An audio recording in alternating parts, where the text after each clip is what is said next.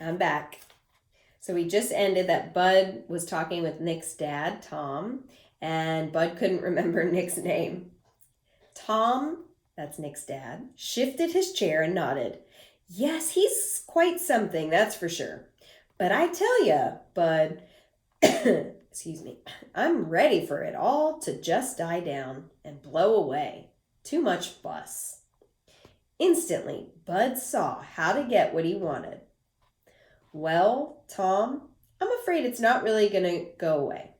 Looks like something started up, and people are real interested. You probably saw those bright red ballpoints around town with just the word Frindle on them. That was my doing. Just testing the waters.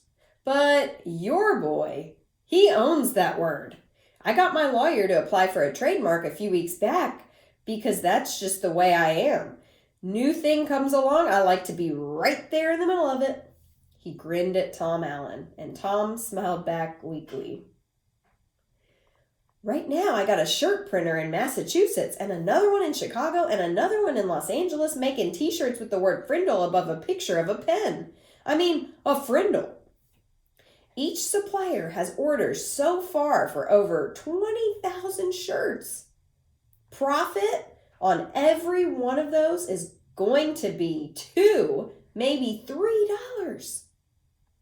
And I'm talking with some big pen and pencil companies in Hong Kong and Japan about a deal that could be worth some really big money. They've seen the Frindle thing in the media, and they want to buy the rights to the trademark and make a new line of Frindles for kids. I'm not kidding. This is a hot idea. So let's break that down a little bit. Each of those stores has, let's see, he said 20,000 shirts that they need to print. And each of those shirts, they can make $2 or $3 on each of those shirts. So that is a lot more than the 20,000 that they're going to be making. They're going to be making a lot more than $20,000 on these shirts. They're going to be making double that or triple that. So let's find out what happens. Bud guessed right. Just the thought of all this made Tom shrink back uncomfortably in his chair. This was way too much fuss. Tom, let me be direct with you. As the boy's guardian, you need to do the right thing about all this. I'd like to see where all this is going. I'm going to take some risks and spend some money and see what happens, but I need your permission. I need your signature on these trademark papers. And I need to strike a deal with you about permission to use the trademark. I know it seems like a big ruckus about a word, but we just can't tell what's going to come of it unless we take some steps. Bud pointed at the papers on his desk.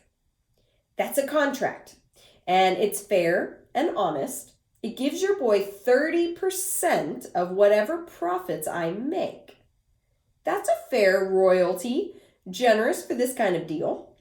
So what do you say? Make sense? Let me take care of all the fuss and see if some good doesn't come maybe from all of it.